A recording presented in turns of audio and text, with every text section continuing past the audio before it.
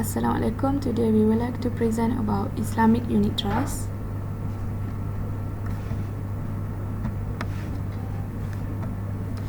Islamic Unit Trust is a type of equity fund that collects funds from investors and pools them for investment in stocks, bonds, or other investment products. The return from the investment is paid back to the investors proportionately after deducting the costs related to the fund and the administration fee, or the fund's portion of the profits, depend on the contract used. These funds are similar to their conventional counterparts but differ in their mode of financing and in the nature of their investment, which must of course be Sharia compliant. For development of unit trust funds in Malaysia, Malaysian unit trust market was emerged as early year 1959, where the pioneer of this market was established by a company called Malayan Unit Trust Ltd. On 6 May 1960, this company assumed its name to Singapore Unit Trust Limited as SUT.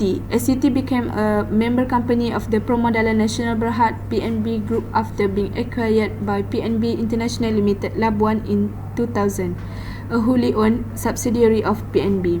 The development of unit trust funds in Malaysia has gone through into four phases that are the formative years 1959 to 1979, the period from 1980 to 1990, the period from 1991 to 1999, and the period from current to present.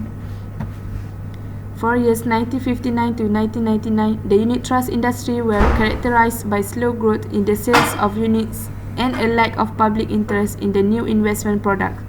Only 5 unit trust management companies were established with a total of 18 funds introduced over that period. For 1980 to 1999, this period marks the entry of government participant in the unit trust industry and the formation of a committee to regulate the unit trust industry, called the Informal Committee for Unit Trust Funds, comprising representatives from the Registrar of Companies (ROC), the Public Trustee of Malaysia, Bank Negara Malaysia, and the Capital Issue Committee. Next, 1991 to 1999, this period witnessed the fastest growth of the unit trust industry in terms of the number of new management companies established and funds under management, the centralization of industry regulation with the establishment of the Securities Commission on 1 March 1993, coupled with the implementation of the Securities Commission or Unit Trust Scheme regulations in 1999, and the period from 2000 to current. In 2005, the unit trust industry experienced another year of strong growth, which saw the net asset value of managed funds capitalizing 40.2% of Bursa Malaysia market at 98.5 billion at the end of 2005. And we go to current development of Islamic unit trust in Malaysia.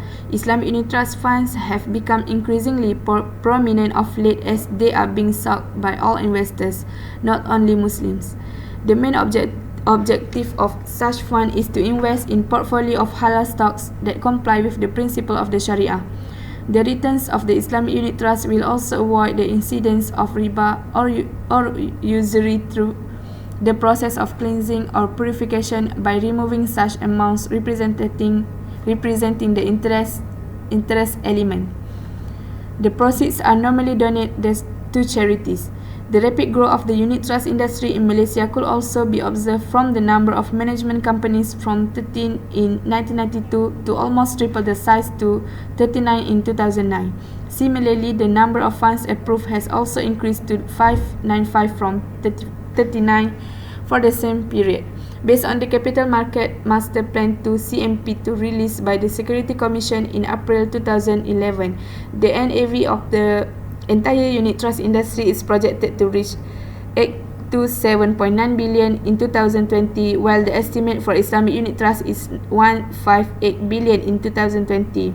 In this regard, the CMP2 aspires to promote the Islamic unit trust as a key pillar for the growth of the overall unit trust industry. We go to the types of funds. We have equity funds, which is the invest mainly in equities, this fund may in turn be divided into more specific objectives based on the type of equities they are invested in.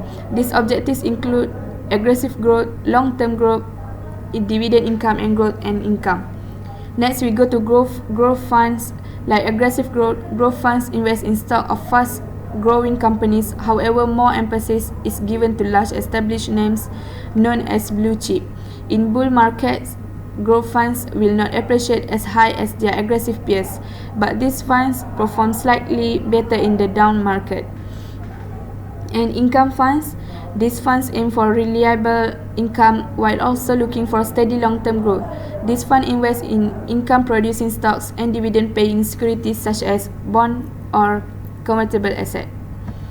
And the next is balanced funds. Invest in both equity and in interest-bearing securities. For example, is bonds and convertibles in about equal portions. The investment is based upon the specific policies and investment objective. Next is money market funds, which is the money market funds hold very short-term money market instruments at the lowest risk. This type of fund often tends to keep their NAV constant. They invest in low-risk and high-quality debt securities. And last is Islamic unit trust, which is the Islamic funds arise from the Sharia restriction on investment. Islamic funds have a confined pool of stocks to invest in because the investment of Islamic funds is regulated by both the capital market regulation and the Sharia principle, while the conventional fund is only governed by the capital market regulation. It provides an avenue for investment for those investors who are sensitive to Sharia compliance. This is the classification of unit trust fund, which is the open-ended fund and closed-ended fund. For features for open-ended fund is a collective investment which can issue and redeem units at any time. For example, is unit trust. And for closed-ended fund, which is a company investment company structure where the company will issue share for subscription. For example, share and stock. And for trading in open-ended fund, buying and selling through unit trust company, and for closed-ended fund is buying and selling take place in secondary market. For example, is stock exchange. And next we go to how a unit trust works. Now, first is management company, which is the promoter of the fund to the public and provides investment expertise to manage the fund and has the primary responsibility of investing the funds according to the objective. And the management company also acts as the registrar of the fund, maintaining the records of the unit holders. And next, investors or unit holders, which is the provider of fund through purchase of unit trust from the management company, will expect to receive benefits from the investment. If it is an open-end fund, the investors can buy units at any time, as long as the fund has not reached its maximum approved size. They can also sell the unit trust back to the management company, for example, investors or unit holders. And for the Securities Commission, responsible to safeguarding the interests of the investors who make investment in unit trust. And Securities Commission formulates regulations for the operation of unit trust and has the necessary power to ensure the proper conduct of the business. It also has the power to license or suspend the license of management company to operate unit trust. And next, we go to trust deed, which is an agreement that binds three parties, namely unit trust management company and the trustee and the unit trust funds investor, also called as unit holders, to the deed. The trust deed will have to be registered with the Securities Commission. A copy of the trust deed can be bought at the management company. For trustee, is generally reputable financial institution appointed by a deed of trust to look after the interests of the unit holders. As the legal owner of the assets of the fund, the trustee is responsible to ensure that the fund is complying with Sharia, fund objective, and common law. According to Securities Commission's role of trustee in fund management is manage fund according to fund deed and provide adequate supervision and vigilance to ensure fund operating company is operating the fund in accordance to the deed, prospectus, and acceptable business practice. Next, for regulatory approach for Islamic unit trust, which is the Adaptive Tier Securities Commission Adaptive Tier Regulation for Islamic unit trust. first tier regulation that applies to all unit trusts, and for second tiers additional regulation acquired for Islamic unit trusts, which is the appointment of Sharia committee or advisory board or advisor, and second, appointment of 2 Muslim investment committee members.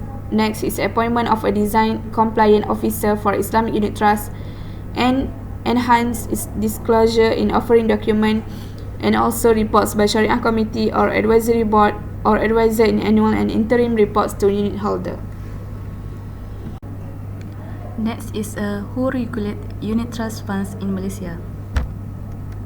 The Securities Commission regulates the establishment and operations of unit trusts in Malaysia under the Capital Markets and Services Act 2007, Securities Commission Act 1993, the CSC guidelines and other relevant securities law. This requires, among other things, that unit trust fund manager and the trustee create a deed and register it with the Securities Commission. A copy of the deed may be inspected at the unit trust fund manager's office.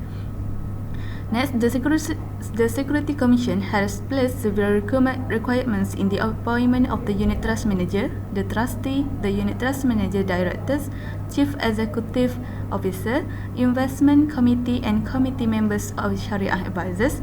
The appointment of all these parties must be approved by the Securities Commission. Next, what are the criteria used in evaluating the companies? The involvement of companies in the following elements is the criteria used in evaluating the status of Sharia compliant securities. First is financial services based on riba or interest. Second is gambling. Third is manufacture or sale of non-halal products or related products. Fourth, conventional insurance. Fifth, entertainment activities that are non-permissible according to the Sharia. Next is entertainment activities that are non-permissible according to the Sharia. Last, manufacture or sale of tobacco-based products or related products. Sharia contracts that used in Islamic trust. First is mudarabah. Most of the funds were on a partnership basis. The fund manager is the working partner and the investor is the silent partner. The fund profits are distributed among the partners, but only the investor loses the initial capital if the venture is unsuccessful. The working partner loses any time and effort invested. We also use a ijarah. The fund management company purchases assets such as real estate and vehicles and leases them out to users. The company collects rent for each asset, pools it and distributes it among the investors. Murabahah also is used in Islamic unit trust. The fund management company uses investment to purchase asset. If it then sells the asset on a cost plus profit basis, and the profits that it collects are pooled and distributed among the fund investor. For purification of earnings of fund, the fund must have a Sharia advisory board. The Sharia board shall ensure that returns of the fund are purified from non-Sharia compliant gains before the distribution of profits to investors. Purification is the cleansing of an investment portfolio of impure elements, and purification must be done by deducting from the returns on the investment those earnings emanating from the unacceptable source. For the benefits of investing unit trust, we have 5 benefits of investing in unit trust. First is affordability. Unit trusts are collective investment scheme, so the investor can start with investment amount as low as 100. Second is diversification. Since the investor is investing into a diversified portfolio of investment rather than investment portfolio of 1 or 2 investment or share, his risk is better spread out in line with the saying, not putting all your eggs in one basket. For liquidity, external return that cannot be cashed in or converted back to cash does not necessarily mean a good investment, as poor liquidity constitutes an additional risk factor for the investor. Most investors prefer that their investment to be liquid. That is, that investment can easily be converted back to cash. Unit trusts also provide the future as unit that can easily be bought or sold, and some fund also can return your investment to cash within the same day. Fourth is professional fund management. Unit trust fund managers are approved professionals in a highly regulated industry. The license, background, and expertise ensure that decision-making is structured and according to sound investment principle. In this process, unit trust fund enjoy the depth of knowledge and experience that fund manager can bring. In the long term, it is this expertise that should generate above average investment returns for unit trust investors. For the last benefit of investing in unit trust is investment exposure. For individual investor, it may be difficult to have exposure to particular asset classes. For example, if investor with 20,000 wants to be invested into property, global equity and bond market, it will be impossible to simultaneously hold a direct investment portfolio in all of these markets. However, with unit trust investment, it is possible to spread the 20,000 around to all of these asset classes concurrently so that investor can gain the investment exposure he seeks. We also have a drawbacks of investment in unit trust. First is high cost of fees. Unit trust charge various of management fees is charged on unit purchase for front-end load. For back-end load, charge during redeem, annual fees, and switching fees. For income fluctuations, the fund performance is totally depending on the performance of underlying assets. For underlying instruments, they totally depend on the skill and expertise of the unit trust fund managers, as investors do not have any say on the underlying asset chosen. For the issues in Islamic unit trust, we have a global investment, which is ability to gather information to analyze global companies or issue to determine whether it is Sharia compliant. Next is selling unit trust product outside Malaysia. First is legal and regulatory issues. Acceptance by Bidal is investor of Malaysian unit trust products, which is different Sharia opinions and rulings and different accounting standards. We also have an issue in purification of earning. Sharia scholars have different views about whether the purification is necessary where the profits are made through capital gains. And for liquidity, large majority of Islamic funds is not listed in any stock exchange. Next is determinants of price unit trust. Price for unit trust is determined by net asset value (NAV) of the funds managing the portfolio, excluding any liabilities incurred and the number of units in circulation. NAV represents the underlying value of a unit share of stock in particular unit trust. We can see this is a formula of net asset value, which is value of asset minus of value of liabilities and divided by number of share outstanding. NAV is found by taking the total market value of all securities that held by fund and minus with any liabilities and divided by the number of units on issue. For example, the company that have unit trust management, which are Amanah Raya Investment Management Sdn Berhad, Afin Fund Management Berhad, Amanah Mutual Berhad, ASM Investment Services Berhad, PIMB Investment Management Berhad, CIMB Principal Asset Management Berhad, Holyong Asset Management Berhad, Kenanga Investor Berhad, and Kumpulan Setiausaha Cembelan Sdn Berhad.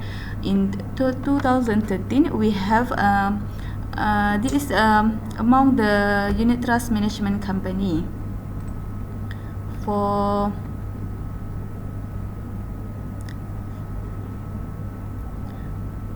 We have seven tips for choosing the unit trust. First is value. We need to see how much the value of unit trust, and second the potential of unit trust company. Third is a momentum. Fourth is growth. Fifth is quality. Sixth is low volatility, and seven is trend. So we can see the seven of tips when we want to choose any unit trust company. For the conclusion of unit trust, As a conclusion, to become a hub of world Islamic financial hub, the government and the private sectors have to give more effort to Islamic financial subsector, particularly unit trust. As implication to this, our vision to see Malaysia as a comprehensive Islamic financial hub will emanate into reality. That's all from us. Thank you.